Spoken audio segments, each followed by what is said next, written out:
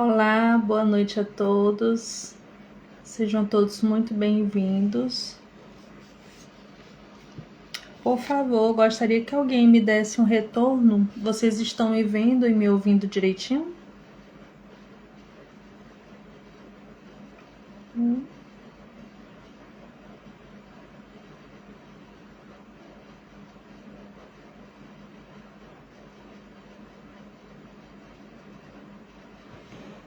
Guardar alguém aqui. Sim, pronto. Ótimo, obrigada. Vamos iniciar, né? Já são 6h30. A nossa palestra de hoje. Bom, vou ler uma mensagem inicial do livro Caminho, Verdade e Vida. É a mensagem de número 60, Prática do Bem. Porque assim é a vontade de Deus, que fazendo bem, tapeis a boca a ignorância dos homens loucos. Pedro, capítulo 2, versículo 15.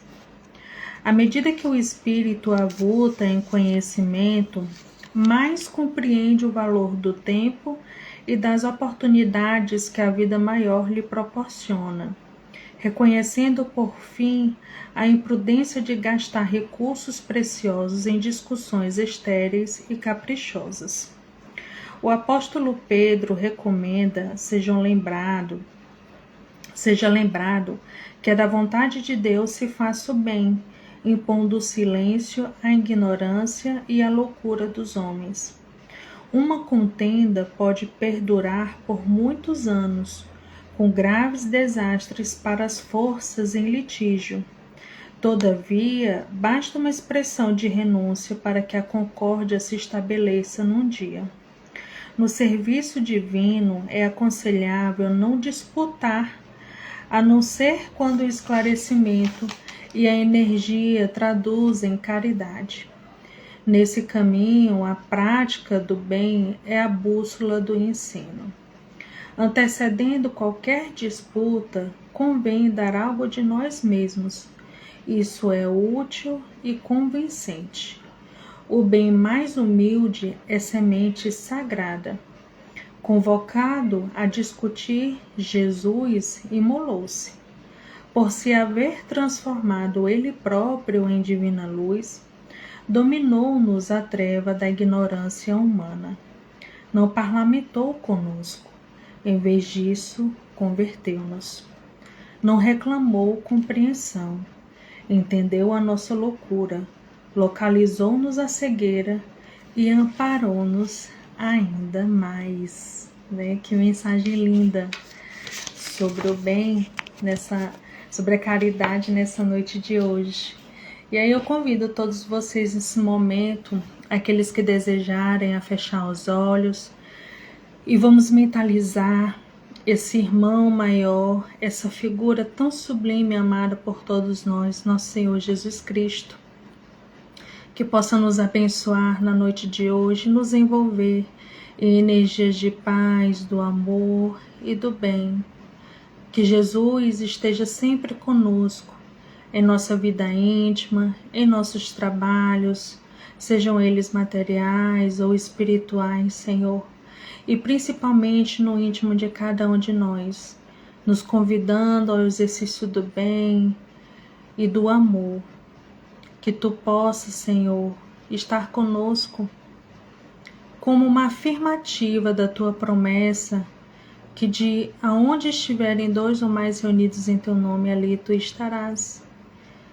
Agradecemos a equipe espiritual presente, nosso querido Centro Espírita Irmã Sheila de Piripiri e a todos os demais amigos presentes que nos acompanham em nossa vida íntima.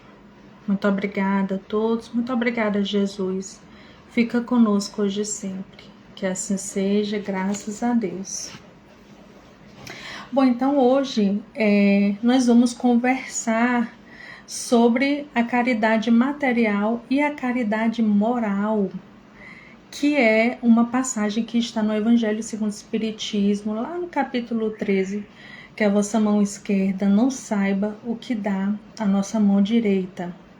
E quando a gente fala em caridade, o que passa na nossa mente, né? O que vem de imediato?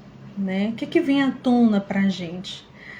A doação de uma cesta básica, a doação de uma roupa, uma ajuda financeira, até a própria esmola nos vem à mente. A sopa fraterna, né, que existe tão carinhosamente aí em nossos centros espíritas aí espalhados, né? Acredito que na irmã Sheila também tenha esse trabalho maravilhoso. E tudo isso, gente, desde já eu quero dizer que é extremamente importante. Afinal de contas, nós vivemos no mundo da matéria. Somos espíritos encarnados em transição? Sim. Não só em transição planetária, mas em transição da nossa existência, porque daqui a pouquinho a gente está retornando para o plano espiritual, se preparando para uma nova existência, para novas experiências. Então, quando a gente está mergulhado aqui na matéria, tudo que existe aqui é necessário para nós, para a nossa sobrevivência, né? Nossa roupa, o nosso vestir, o nosso comer, o nosso beber, ter aonde se agasalhar, onde dormir, tudo isso é importante, tá? O próprio Emmanuel, lá no livro Consolador, olha o que ele vai nos dizer sobre essa questão da matéria, da caridade material. Ele diz o seguinte, que o pedido de uma providência material tem a sua utilidade oportuna, como resultante da lei de equilíbrio que preside o movimento das trocas no organismo da vida. Olha que interessante, Emmanuel está dizendo aqui que a caridade ela é essencial até para o nosso equilíbrio, o equilíbrio das relações, no equilíbrio do nosso dia a dia e até no nosso próprio corpo físico. Se a gente for parar para pensar, essa questão do dar e receber, ele também é essencial. Afinal de contas, no nosso organismo, nós temos várias bactérias, vários órgãos, né, também presentes no nosso corpo, que beneficamente o que elas fazem? Mantém o equilíbrio, né, do nosso corpo, da nossa saúde. Para quê? Para que a gente não adoeça. Não é verdade? Se tiver alguém aí da saúde, podem até colocar aí que eu estou dizendo, né? Isso existe. Então, para a gente ver que a gente também recebe os benefícios desses pequenos seres, bem minúsculos, às vezes até a gente vê somente no microscópio, né? Mas que está aí trabalhando e funcionando para o equilíbrio do nosso corpo e mantendo aí a nossa saúde. E a doutrina espírita, ela nos ensina que a caridade, ela vai muito mais além do que doar coisas. Extremamente importante, sem dúvida. Mas ela vai muito mais além do que isso. Ela é, acima de tudo, uma postura de nossa alma. A gente pode exercer também a caridade, traduzir ela em gestos, em empatia, em compreensão e na capacidade de exercer o perdão. Se a gente for lá no Livro dos Espíritos, Kardec faz uma pergunta sensacional aos espíritos. Ele pergunta para os espíritos como nós podemos compreender a caridade como Jesus entendia. Olha que sábia essa pergunta do codificador, porque ele poderia apenas dizer como é que vocês entendem a caridade aí do outro lado. Mas Kardec queria também entender a caridade como Jesus entendia. E a gente tem até assim uma pequena brincadeirinha, né, entre nós espíritas, que a gente diz que é o tal do BIP, né, que é a benevolência para com todos, a indulgência e o perdão das ofensas.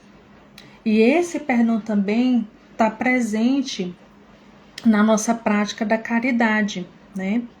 Emmanuel, mais uma vez, olha aí, né? A gente trazendo o nosso querido Emmanuel, como ele diz lá no livro Pão Nosso, ele diz o seguinte, que a caridade celeste não somente espalha benefícios, ela também irradia a divina luz. E por que Emmanuel diz isso? Porque quando nós exercemos a caridade com amor e consciência, nós extraímos de nós e colocamos para fora aquilo que nós temos mais de melhor dentro de nós. Somos caridosos? Somos. Temos todas as qualidades e virtudes divinas. Alguns de nós não lembramos, ainda não colocamos em exercício, mas nós somos caridosos. Em essência, nós somos assim. E para que nós relembremos essa virtude, essa característica que trazemos de nós e que muitas das vezes ainda está dormindo, ainda está inanimada, o que é que a divindade fez?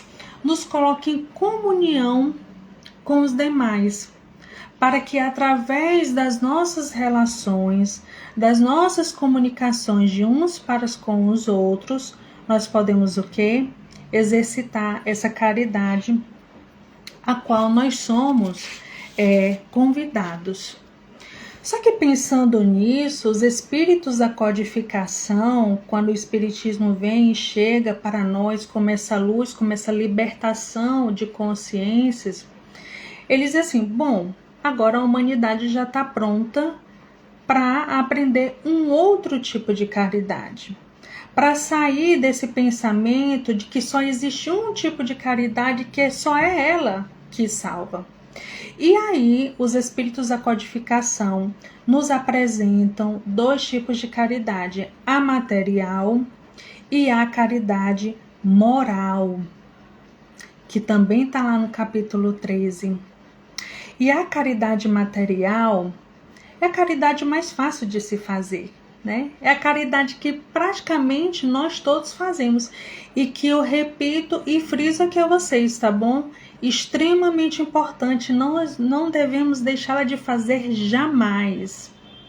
Todos nós que estamos mergulhados aqui na matéria precisamos da caridade material.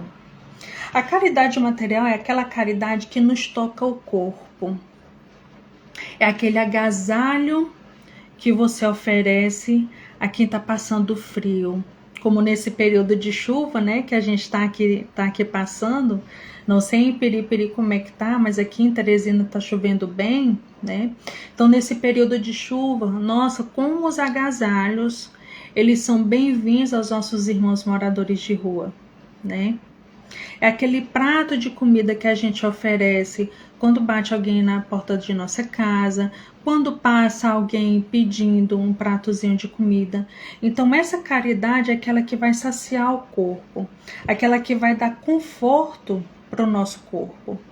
É aquele remédio que a gente dá para quem está doente, para quem está passando por algum processo aí de saúde e doença, né?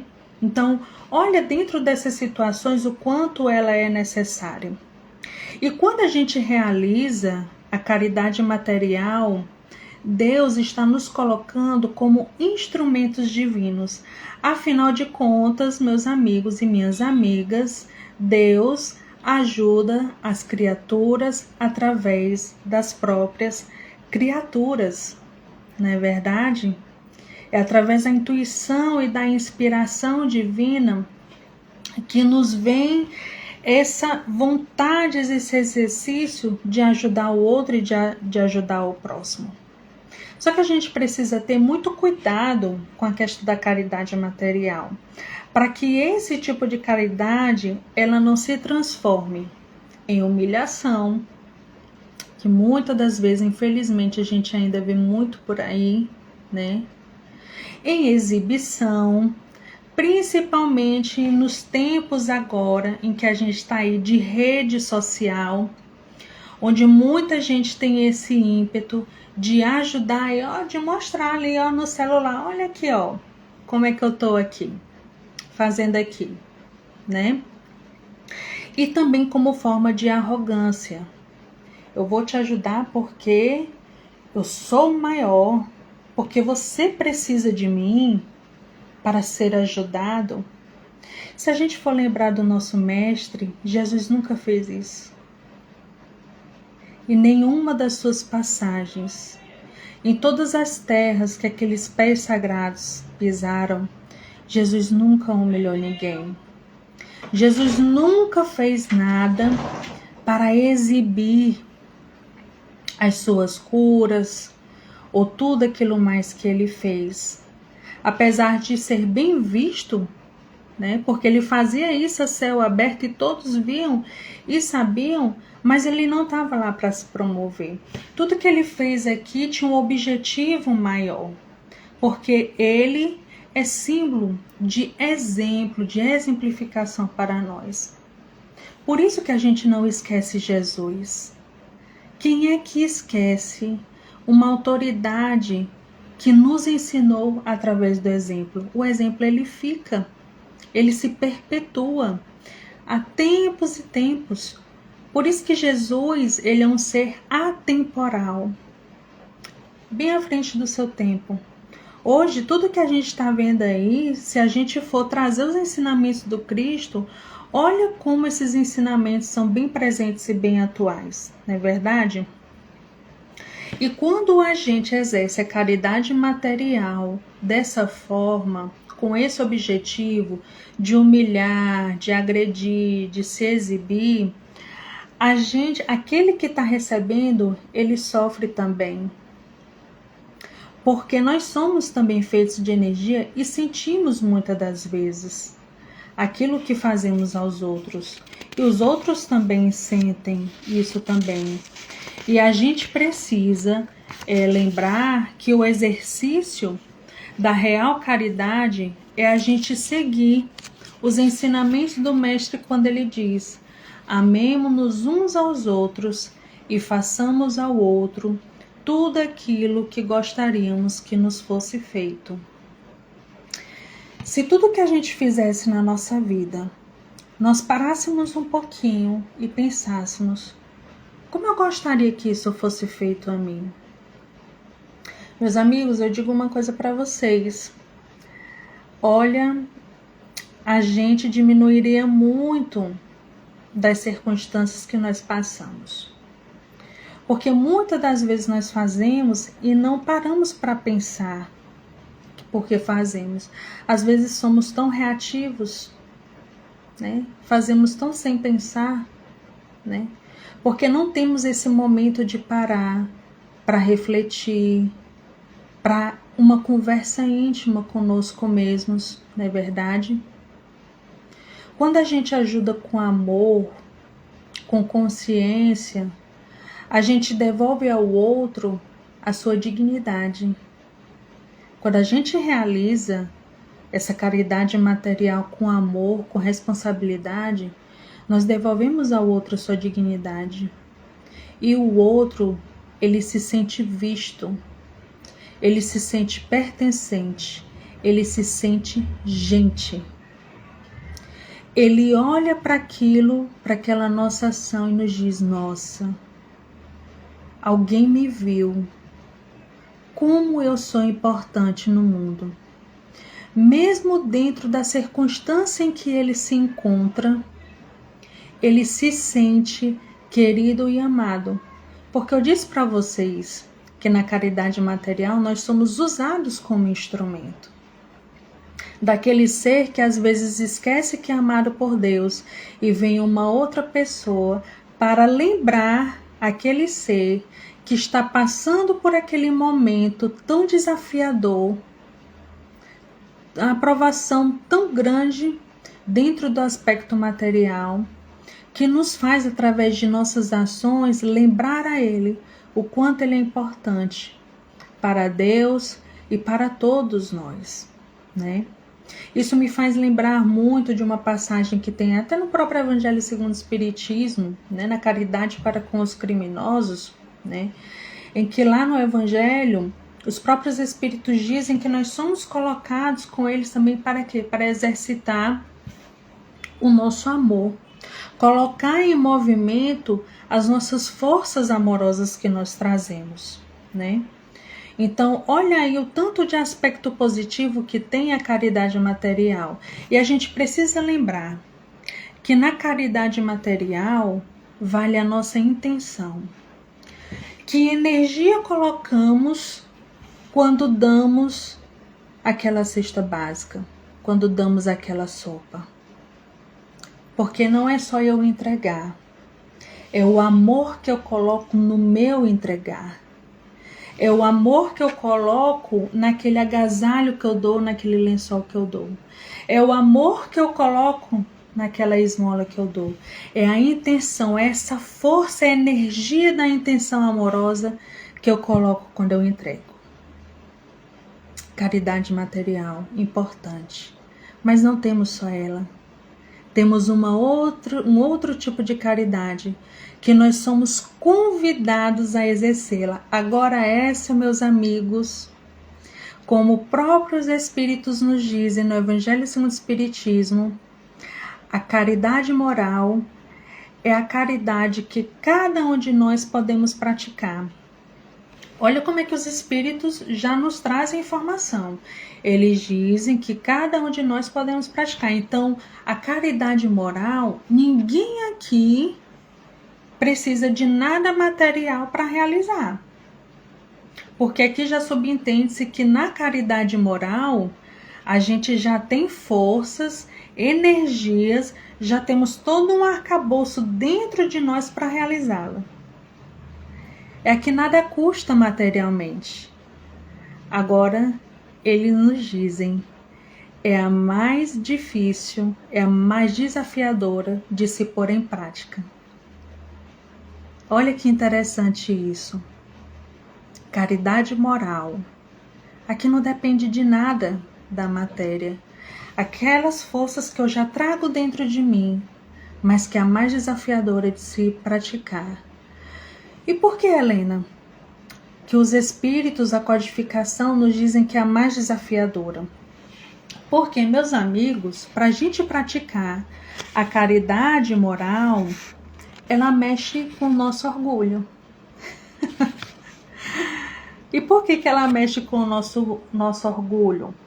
Porque ela nos tira da nossa zona de conforto espiritual. A gente fala tanto em zona de conforto quando a gente quer realizar alguma coisa aqui na matéria, né? A gente está aí com muitos planos, né? Começo de ano, tá aí com os planejamentos aí bombando, né? E aí a gente até tem aquela conversa íntima, né, com nós mesmos, né? Isso, Helena, vai lá, sai da sua zona de conforto para você realizar tudo o que você deseja. Mas a caridade moral, ela nos tira da nossa zona de conforto espiritual. Por quê? Porque ela vai nos convidar a uma transformação íntima, a uma mudança de rota, a uma mudança de comportamento. A caridade moral, ela vai nos convidar a mudar determinadas coisas que nós já estamos habituados a fazer e que muitas vezes não nos faz muito bem. Nem para a saúde do nosso corpo físico e nem para a saúde do nosso corpo perispiritual, né? E aonde é que estaria presente essas dificuldades em se realizar a tal da caridade moral? E aí, lá no Evangelho, nossa querida irmã Rosália, que é o Espírito, é um dos Espíritos que traz uma mensagem belíssima sobre isso, e eu convido vocês a lerem, né, mais tarde. Ela diz o seguinte: primeira dificuldade é saber calar para falar o mais tolo. Será que a gente não tem dificuldade nisso? Às vezes, numa discussão acalorada, o que a gente fala? Eu não vou levar desaforo para casa. Eu levar desaforo para casa? Ficar ouvindo isso aqui que o outro tá dizendo? Ah, me desculpa, mas não vou falar não. Ah, eu vou dizer umas poucas e boas para esse fulano que ele tá pensando que ele é quem? Para tá falando isso tanto aqui para mim. Olha a primeira dificuldade que nós temos. Muitos de nós temos. Alguns aqui podem ter conseguido adquirir, né, esse silêncio, mas ainda tem muitos de nós que a gente ainda não consegue. Nós somos o quê? Reativos. O outro me feriu, pois eu ainda vou ferir ainda mais, né? Ele tá me dizendo 10, pois eu vou dizer 20, né? Olha outra dificuldade que a irmã Rosália nos diz. Em saber ser surdos quando uma palavra de zombaria escapa de uma boca habituada a escarnecer. Como é que a gente diz aqui no Piauí, no Nordeste, né? Quando A pessoa tá mangando, né, de nós, né? Tá tirando sarro da nossa cara, né? Dizendo umas coisinhas assim, jogando piada, né? Assim que a gente diz aqui no Nordeste, no Piauí. Fulano tá me jogando piada. Ah, mas ele vai ver. Tá me jogando piada, pois eu vou jogar outra piada nele também. Tá pensando que é quem? Né? Olha as dificuldades que nós temos diante disso. Será que a gente ainda consegue não sermos reativos? Porque o convite é a ação e não a reação. Porque quando a gente reage sem pensar, a gente acaba ferindo o outro, né? E aqui, eu não estou querendo aqui, né, levantar a bandeira, né, de que nós agora devemos nos calar frente a agressões maiores. Não é isso, tá, gente?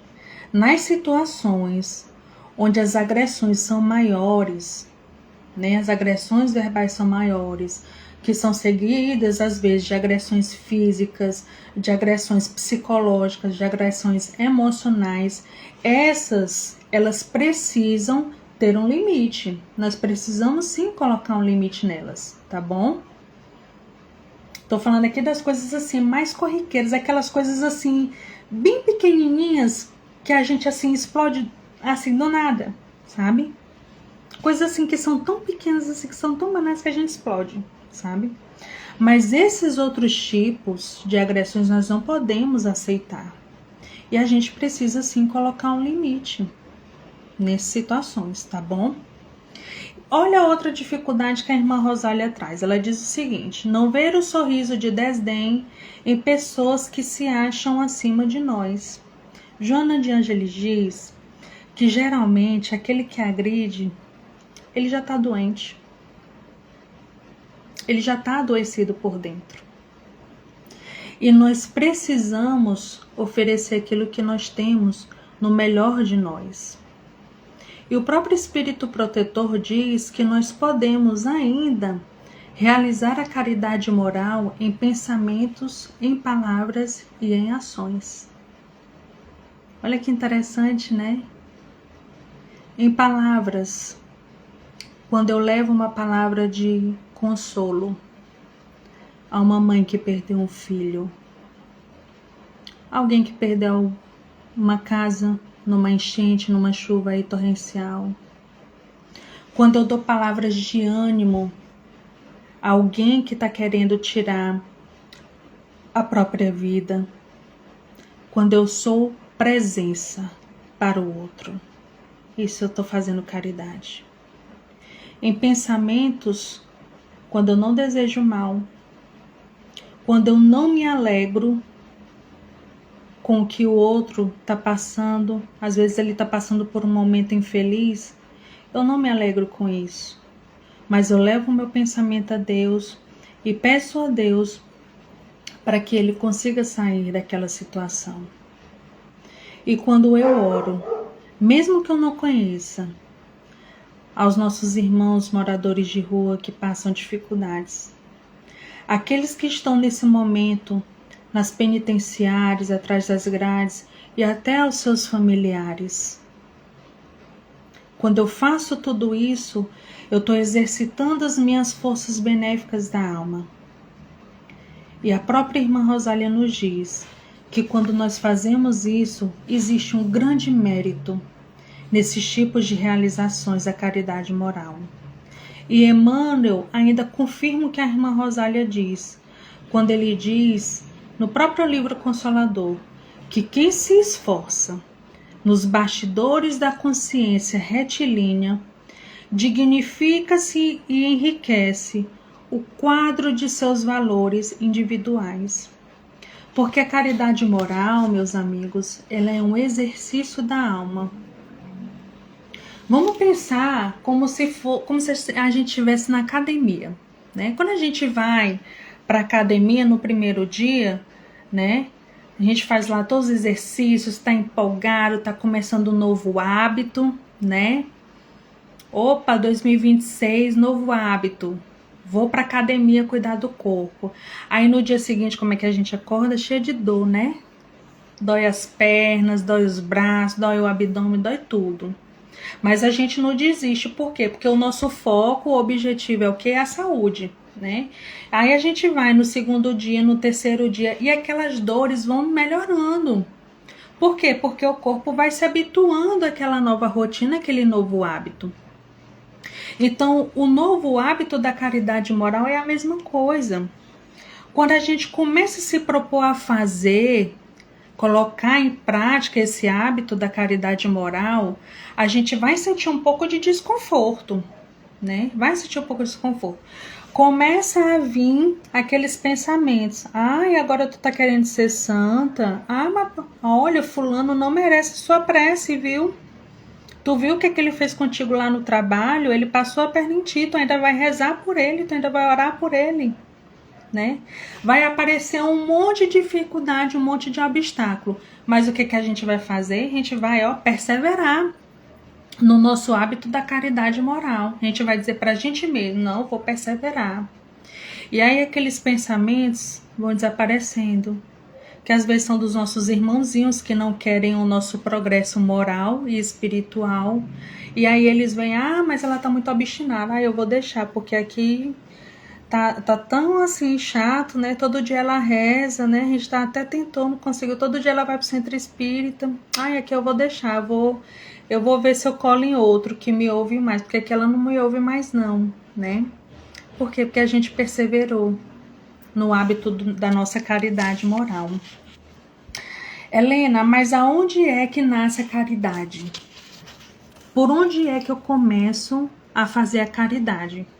Eu entendi tudo que você falou e agora eu quero me propor essa mudança, essa transformação íntima.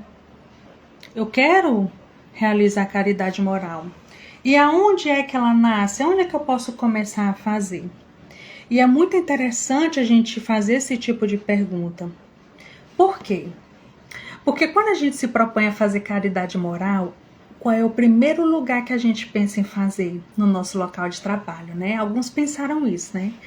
Eu vou fazer no meu local de trabalho, né? Com o meu chefe, vou orar, vou rezar, e se meu colega de trabalho dizer uma coisa, vou calar a boca.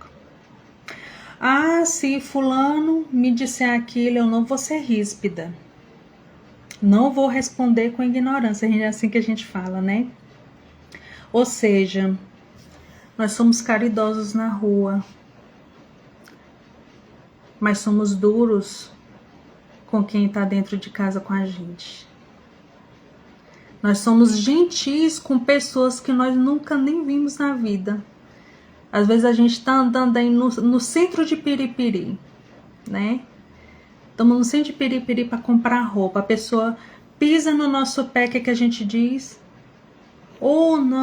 Não, tá tudo bem, não se preocupe, né? A gente é tão gentil com o estranho, mas a gente é ríspido com quem mora dentro de casa, né? Somos pacientes no centro espírita, né? Quando a gente está no centro espírita, tá ali se preparando para entrar para assistir uma palestra, para realizar alguma atividade. Meu irmão, me dê um abraço, que bom te ver aqui. A gente tem que continuar fazendo isso, tá, gente? Só são apenas processos de reflexão que eu tô trazendo aqui. Então a gente faz tudo isso fora e dentro de casa. Como é que tá sendo? A gente tem paciência com o filho que derrama um copo de leite na mesa? Como é que a gente fala com os nossos filhos? Meu Deus, menino, tu derramou esse leite na mesa. Tu não presta atenção. Né? Às vezes a gente é muito duro com os que estão dentro de nossos lares, né? E será que a doutrina espírita nunca falou de caridade e família para nós? Falou, meus queridos. Na Revista Espírita do ano de 1865, o Espírito Lacordaire, que também traz muitas mensagens belíssimas no próprio Evangelho segundo o Espiritismo, ele traz uma mensagem intitulada A Chave do Céu, tá? Se vocês tiverem curiosidade, vocês podem até procurar, porque ela é extensa, tá? E é justamente falando sobre caridade. E aí, nessa mensagem, ele mesmo, o próprio Espírito Lacordaire, nos traz a reflexão de que se estamos quites com a família no processo de caridade. E olha o que o Espírito Lacordaire diz o seguinte: a família, que será dela?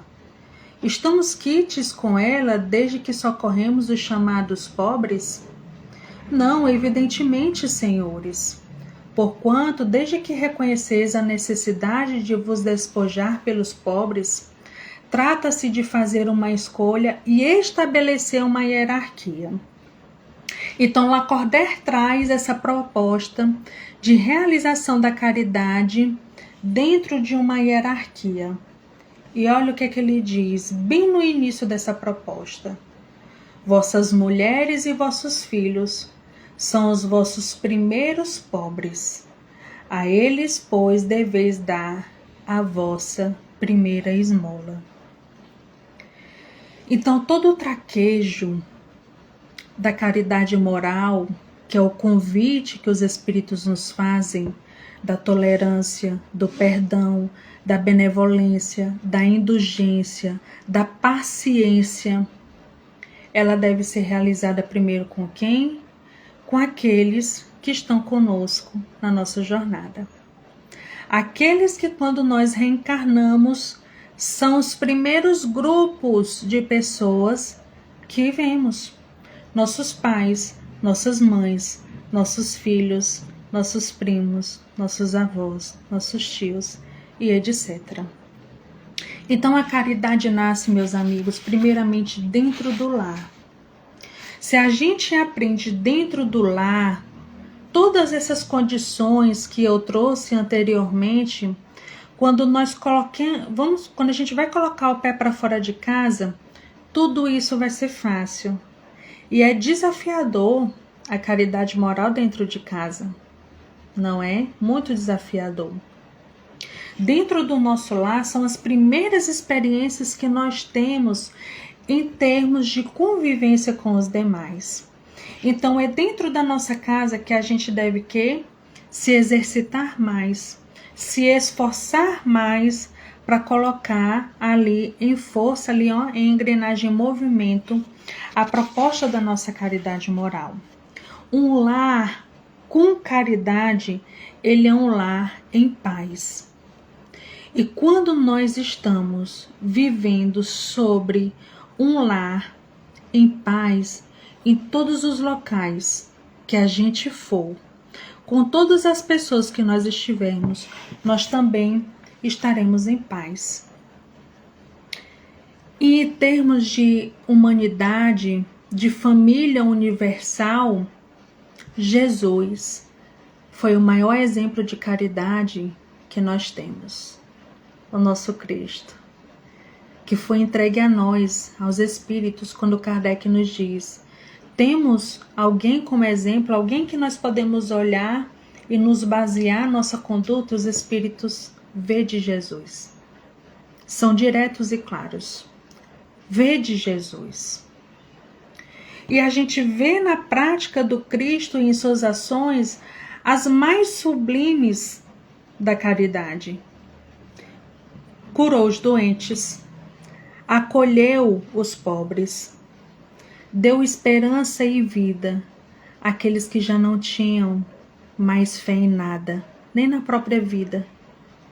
Instruiu através dos seus ensinamentos e vem instruindo até hoje, e perdoou a nossa ignorância espiritual. Porque ele sabia que nós estávamos em processo de crescimento. Então ele só podia nos perdoar, não é verdade? E quando Jesus deixa o planeta Terra, sabendo que nós tínhamos e deveríamos continuar com o nosso processo de crescimento moral, ele nos entrega o Consolador em matéria, em livros, para que a gente pudesse exercer um pouco mais, ampliar mais a nossa consciência e a nossa visão de caridade, de amor, de tudo isso que eu trouxe, para que a gente pudesse progredir. Porque ele sabia, meus amigos, que se ele não deixasse o Consolador, mais cedo ou mais tarde nós sentiremos saudade de Jesus, como dizia o próprio Chico. Quem visitava o Chico e via aquela multidão de pessoas procurando ele, né? E as pessoas pensavam que aqueles que estavam lá era para ver Chico. E Chico, na sua simplicidade, dizia: não, meu amigo, eles estão aqui porque eles estão com saudade de Jesus.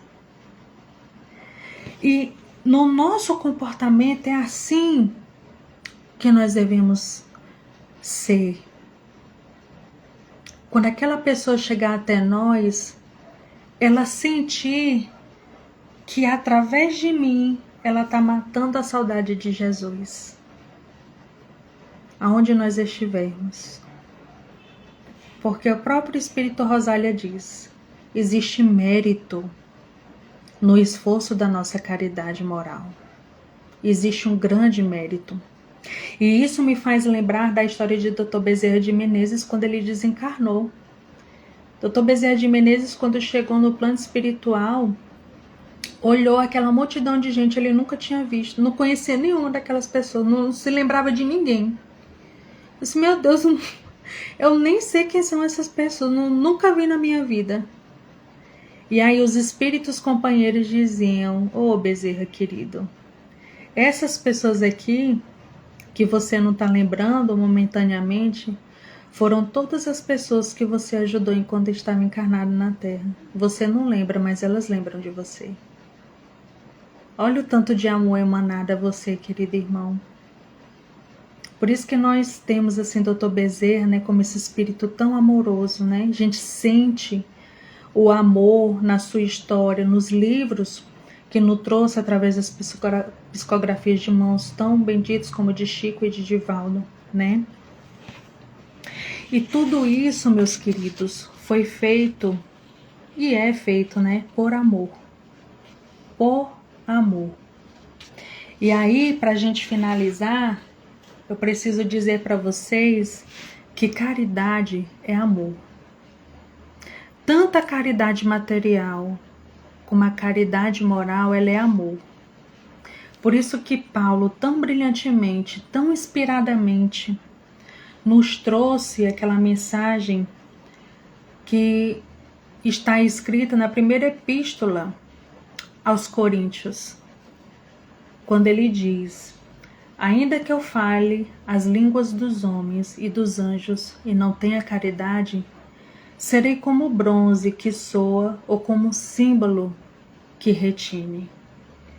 E se eu tiver o dom da profecia e conhecer todos os mistérios, e quanto se pode saber, e se tiver toda a fé, até o ponto de transportar montes, e não tiver caridade, não sou nada.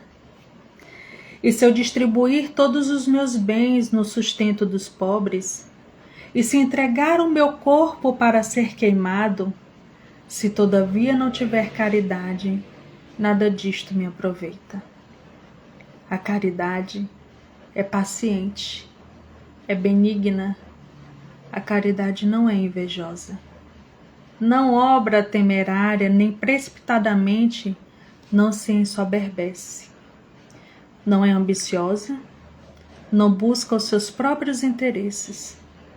Não se irrita, não suspeita mal. Não folga com a injustiça, mas folga com a verdade. Tudo tolera, tudo crê, tudo espera, tudo sofre.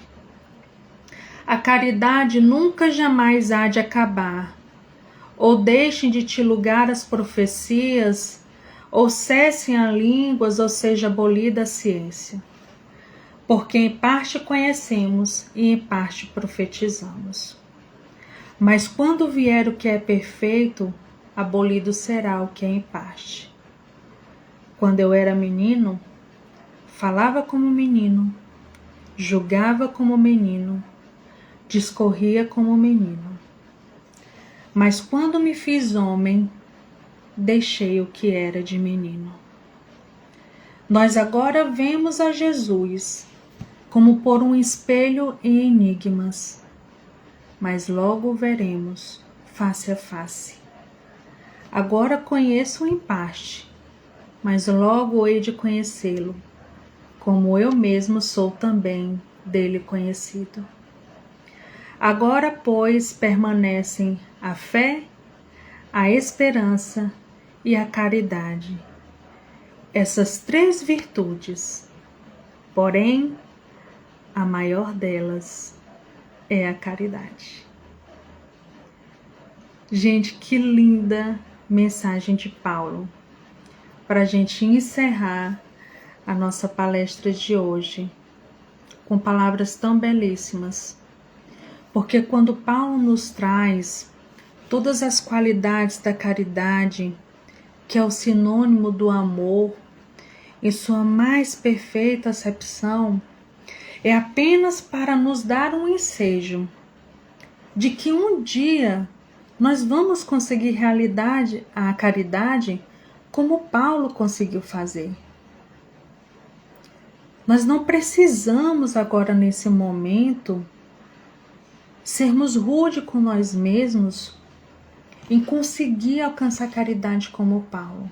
Mas Paulo, através dessa mensagem, nos diz: todos vocês vão conseguir fazer. Porque hoje, mergulhados em nossa meninice espiritual, nós um dia sairemos dela e nos tornaremos adultos espirituais e conseguiremos olhar Jesus face a face. Nós conseguiremos reconhecer no outro o olhar de Jesus e a sua presença sublime. Então, muito obrigada a todos pela presença de todos vocês. E vamos encerrar a nossa palestra com a nossa prece final. Para todos aqueles que desejarem fechar os olhos mais uma vez e agradecer ao Mestre Jesus a sua presença, a sua sublimidade, o seu amor sobre todos nós. Que nesse momento as rosas de Maria de Nazaré, a presença da nossa querida irmã Sheila, a nos abençoar e a nos perfumar com suas flores belas e sublimes, nos trazendo nesse momento aromas de paz e de amor, nos dizendo através dessas rosas que esses espíritos amigos nos amam e que estão sempre conosco em nossas dificuldades e em nossas lutas diárias. E que essas queridas benfeitoras espirituais estão sempre nos acompanhando, sempre nos ensejando palavras de amor, de fé e de esperança e nos sustentando diante daquilo que achamos que é impossível. Então nós só queremos dizer a nossas queridas irmãs, muito obrigada, Maria de Nazaré, irmã Sheila, por essas rosas sublimes, que essas rosas possam perfumar e adornar a casa de todos aqueles que aqui estão. E que também essas rosas possam se estender aos demais familiares daqueles que aqui estão. E a toda a nossa família universal, que é a nossa humanidade. E a todos os nossos irmãos, moradores de rua, os doentes nos hospitais, os aflitos nas penitenciárias. Abençoando a todos nós nessa noite de hoje. Muito obrigada, Jesus. Muito obrigada, queridos irmãos. Tenhamos todos uma boa noite de paz e de amor. Muito obrigada. Uma boa noite a todos.